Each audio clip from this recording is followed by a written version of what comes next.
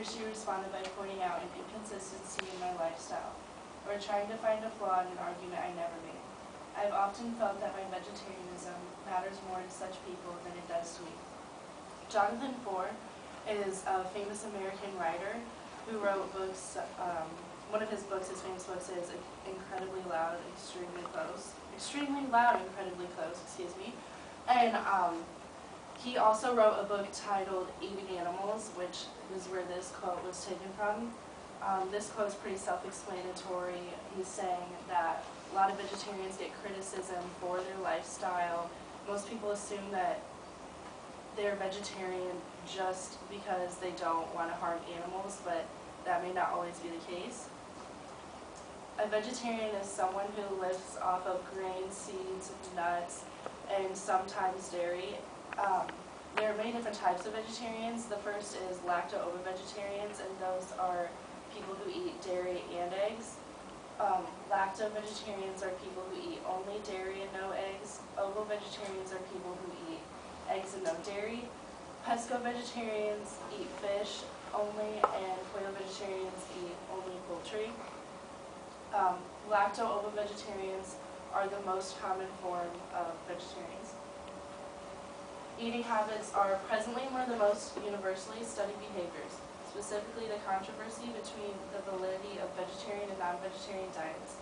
Non-vegetarian diets are the most common, and therefore those who practice this lifestyle view the opposing to be irrational, when in fact it is the more healthy of the two. This presentation will present the positive characteristics of both vegetarian and non-vegetarian diets, and will provide the best possible solution for healthy dieting.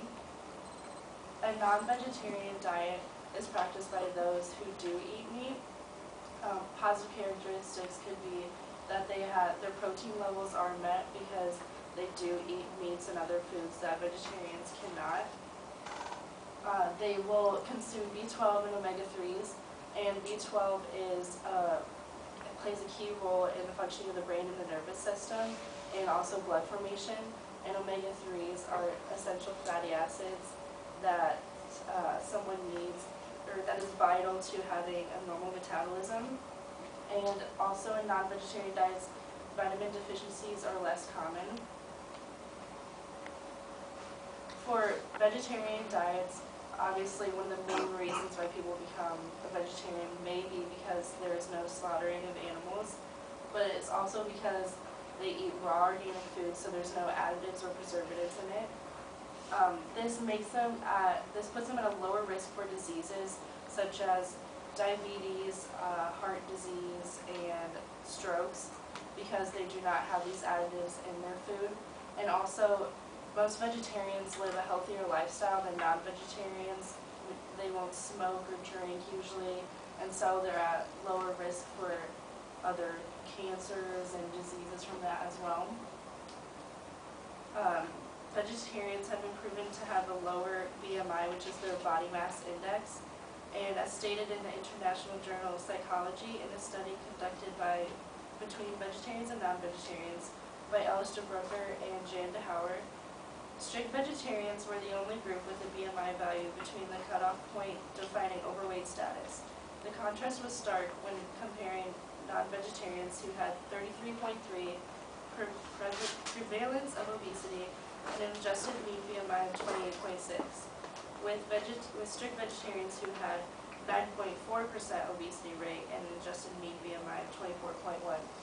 So vegetarians had a significantly lower obesity rate and body mass index due to the foods they eat. People have said that B12 and omega-3s and other vitamin deficiencies are more common in vegetarians. And in the study conducted by Alistair Brooker and Jan de Howard, they discovered that in strict vegetarians, low dietary intakes of vitamin B12 and D, calcium and N3 fatty acids, in addition to iron and zinc, have often been of concern. In the present study, mean intakes of these nutrients were above minimum requirements in strict vegetarians.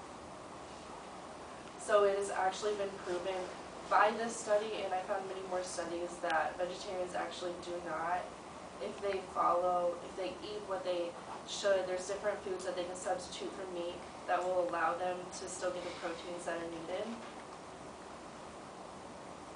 Nico Riesel, with the Journal of the Academy of Nutrition and Dietetics, did a study that conducted vegetarians and non-vegetarians differ in their spontaneous affective reaction towards vegetables or meat.